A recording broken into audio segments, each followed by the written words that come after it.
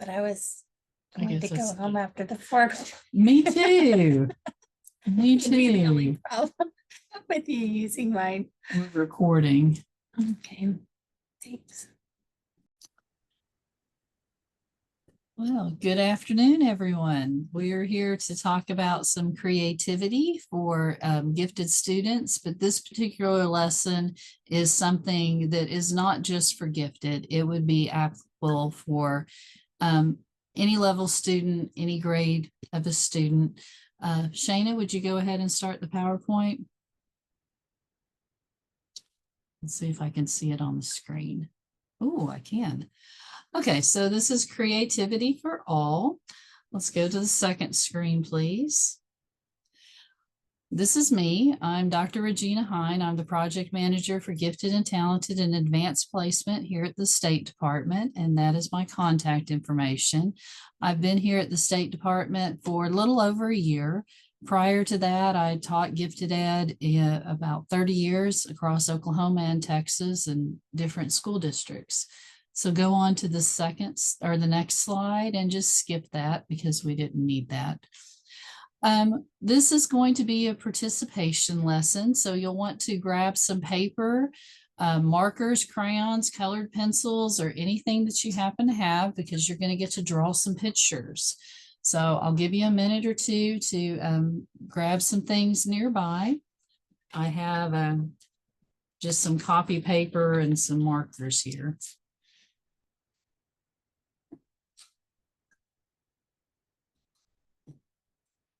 Just give me a thumbs up when you're ready and we'll know to move on. Hey, Shayna. Okay. Let me use my markers.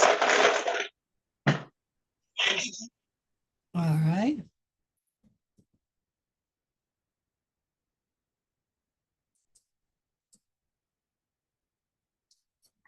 All right, Shayna, go on to the next slide. Creativity, a lot of people think creativity is just art or dance or singing, but creativity is more than that. It's the ability to produce new ideas, novel ideas, and things that are solutions that are appropriate to a situation. Different challenges and opportunities. Please go to the next slide. So we're going to be working on productive thinking. When I first started in gifted education, my first job was in Dallas. And one of the trainings that they sent me to, well, the very first training I went to for gifted education was called Talents Unlimited. I looked online and I couldn't find much about it, but this was way back in the 1900s. So it may have been renamed or rebranded or something like that.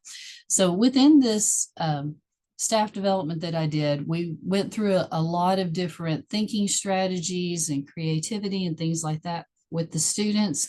This one particular lesson with the squiggly line is something that I've used at least once a year, every year that I've taught. So with this, what we're going to be doing is we're going to be generating unusual ideas and seeing what students can come up with and what you can come up with. So it'll be based on productive thinking, and productive thinking is when we go beyond one correct answer and we're going to generate multiple ideas. We're going to look for originality and trying to be flexible and elaborate with our definitions. Go to the next slide, please.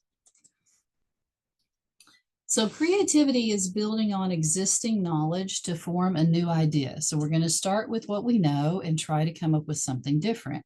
It needs to be useful in the situation, and it displays or requires a skill of creative thinking.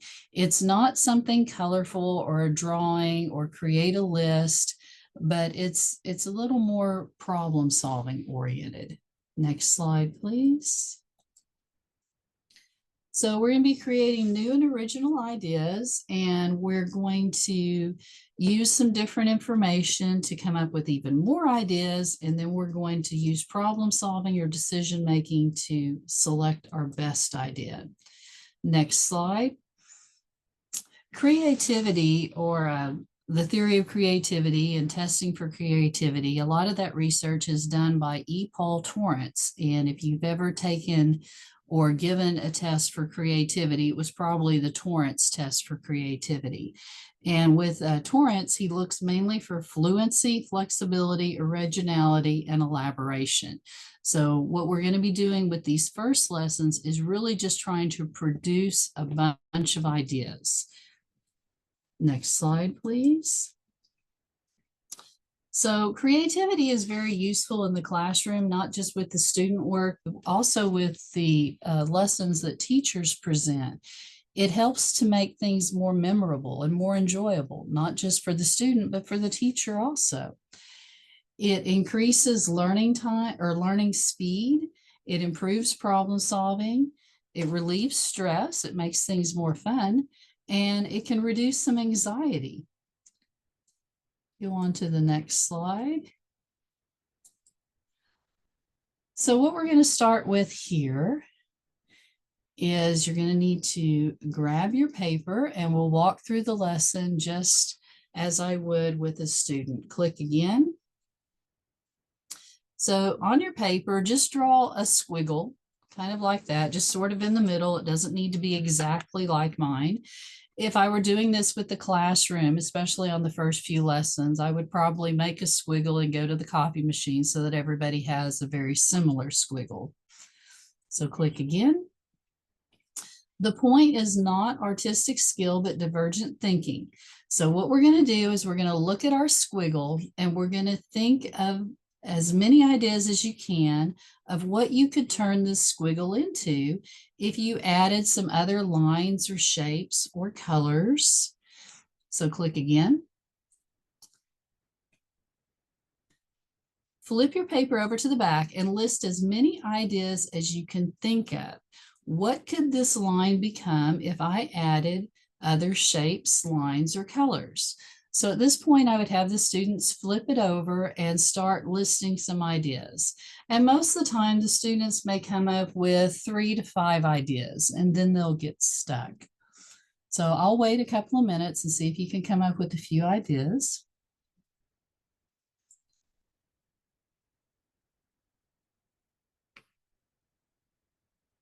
All right, Shayna, can you click it again?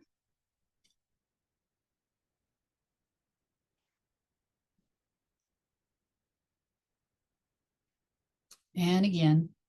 While the students are working, I'll notice that, there'll be a time when there'll be a lull and the kids will start getting antsy, and I'll start throwing out some additional suggestions while they're brainstorming to help them think of some more ideas.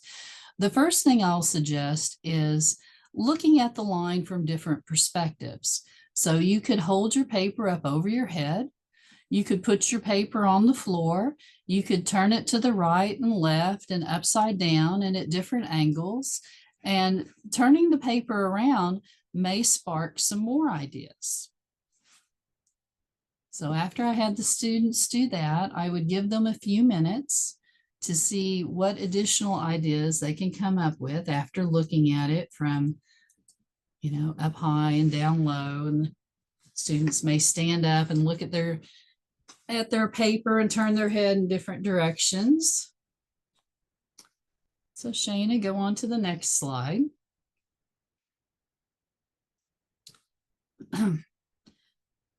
So after a minute or two, the kids will probably start kind of running out of ideas again. So I will continue to give them some prompts to help them think of some more ideas. I would say, look around the room.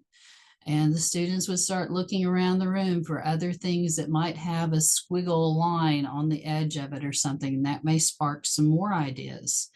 When that kind of slows down, I would say, think of things in nature, or think of different foods or toys, things in your kitchen, things in your home, things you may have seen on television, or games. And I would just keep kind of putting those ideas out there so that the students can generate a big list of a lot of different things. Does anybody have any suggestions of some other ideas that I might include?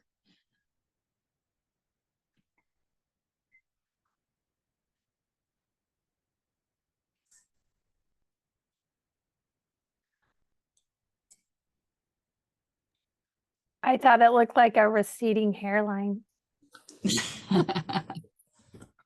Yeah. One of the things that I would tell the students to do, they always come up with an idea like, oh, it looks like a snuffleupagus. So, Dr. Hine, Miss Hine, how do you spell snuffleupagus? And I was like, well, don't ask me how to spell things, because when you ask me how to spell snuffleupagus, then everybody in the room hears your idea. And everybody's going to write down snuffleupagus, and then it won't be your original idea. So you want to come up with something original. We're not worried about spelling on our brainstorming list. You can spell words incorrectly. You can make a symbol to help you remember an idea. You can spell it any way you want to, just as long as you can remember what it is when you look back at it. So let's go on to the next slide, please. Wait time is really hard for me as a teacher. I probably should have given you more time to think and brainstorm. But what I would do at one point when it looks like we're not coming up with any more ideas is I would have the students look at their list and pick their most original idea. Pick the idea that nobody else in this room is going to think of. So you want something that's very original. And then you're going to circle that word or shape, whatever you did down there to help you remember it. And then you're going to turn your squiggly line back over to the front and add other lines, shapes, or colors to create your idea. So I'm going to go ahead and give everybody some time to create their best idea, their most original idea.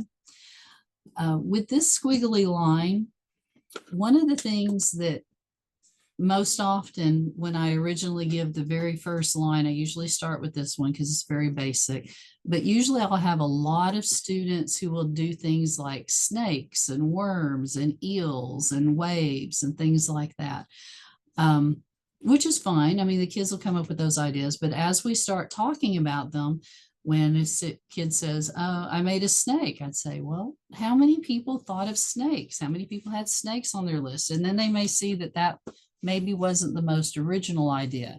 Maybe instead of it being a snake, it could be an electric eel, or we could add more descriptors to make it more unique.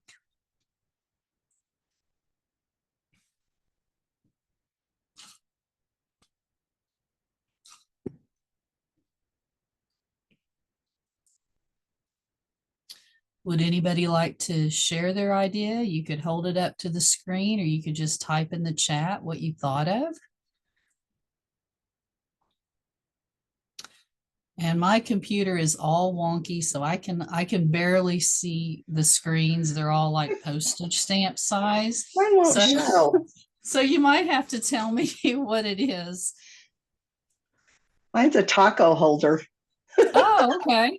I have not thought of taco holder before. That's a good idea. I can't get it to. Why will mine won't ever show?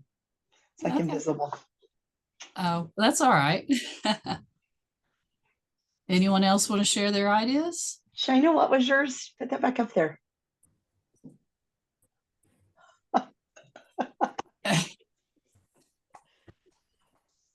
Your receding hairline. I drew a picture of my receding hair. It looks like a guy from the 90s, don't you think? Yes. Longer on top and then the fade on the side. Oh, you're very talented. Jeremy, what is that? I can't see it. Any guesses from anybody? I can't see it either. I can't see it. It's a computer with an extension cord. It is. Of course. Now let me see if it'll work. There's my taco holder. Love it. Okay. And my 2 tacos. Well, I must have not followed the directions because I used a different squiggle than that one. But, well, that's, yeah. I thought you said we could do that. But anyway, I don't know if it'll show, but I have to remove my background. Hold on. No, Somebody else go. Oh, okay. Oh, Leslie posted in the chat that she can't use her video, but she said she turned hers into a camel. Oh, okay. Good. Shaylee, I hope I'm saying your name right, says, I thought of Christmas lights. So stringing together Christmas lights. And then Emmy did a gingerbread roof line with snow Yeah. Okay, Oh, so that was really good. mine's a different squiggle, and I made a profile of someone. Oh, cool. Oh, nice. Good. I love that. Excellent ideas. All right, Shayna, would you go to the next slide? This one. And Oh, click and it. Amy thought of mountains for that squiggle. Oh, good. Oh. Can you go back, Shayna? There we go. Okay. These are a couple of the ideas that I've gotten from students over the years. They're not my original ideas, but there was a Pac-Man there and a hot dog. The squiggle there was the mustard line on the hot dog. Some extensions for this activity. If you'll go to the next slide, please, Shayna. You can use different, besides a squiggly line, you could use different geometric shapes or symbols. Maybe within your content area, I've seen some really nice ones with different music notes and different geographic shapes, where students would make those shapes into different items. And I really like doing it with geography. So if you were to give your students just a simple outline of Oklahoma and ask them what could they turn this into, I imagine a lot of them may come up with hats and hatchets and maybe a profile or different things like that. You go on to the next slide, please.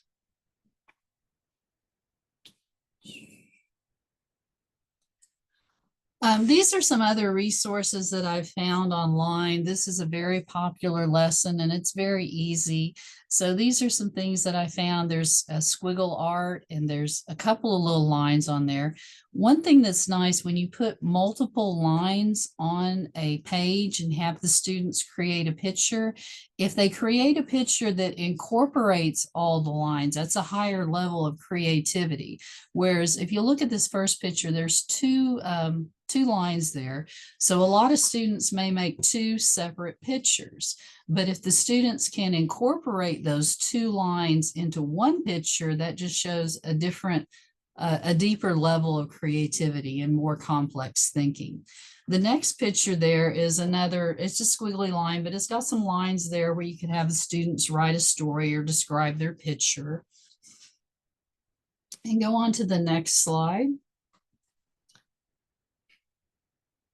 Africa was one of my favorite ones to use. The kids always came up with some really great ideas when we would do the shape of Africa. And when I did countries and things like that, I wouldn't let them change the shape because I wanted them to, I mean, the point of the lesson is to learn the shape of the country and to be able to identify it. This particular lesson is something, like I said, that I've used over and over again. If you'll click on it again, there's one more picture up there. I've used over and over again. And this time of year, it's a really great lesson just to have in your desk, something that you can do when you get called and say, oh, well, I've got to sub for Miss So-and-so and there's no lesson plans. Well, you can make a squiggly line and have kids work with that. Or this is fun on like a bad weather day and you're stuck with indoor recess. It's also good when you have extra students in your room or you have some extra time after testing or you finished your lesson early and there's a few more minutes, but it's just a real quick and easy thing to pull out and, you know, use on the spot. So.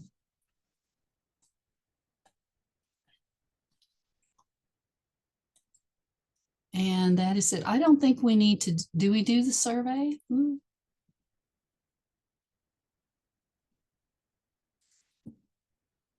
Only if they want to. Okay, well, there's a survey there. I know this was a very quick lesson. I wanted to share something that would be easy to implement, especially in December when things are just absolutely crazy in between Thanksgiving and Christmas and you're just trying to get through it. Hopefully this would be an idea that you could take and share with other teachers and be able to you know, engage your student and help them with creativity. Once students start, you know, have done this a few times, they'll start coming up with more and more ideas. And when I'm going through the brainstorming process, I would give the students a lot more time than what I gave you and give them more hints and maybe even let them work together. Does anybody have any other ideas about how this lesson might be useful to them?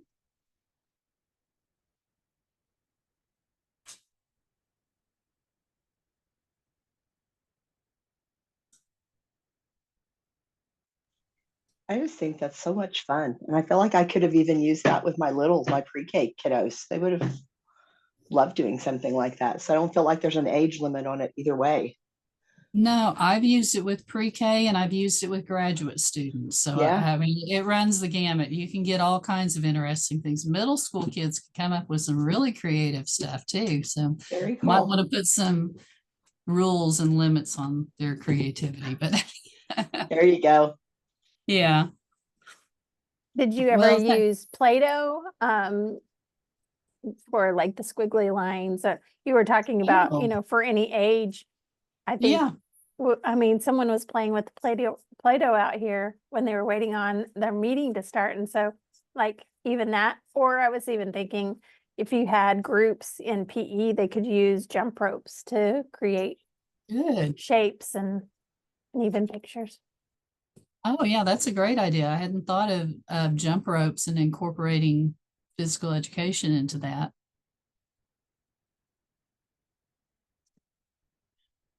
Well, thank you so much for your time. I appreciate your attendance. And if you ever have any questions or concerns about gifted education, please feel free to contact me.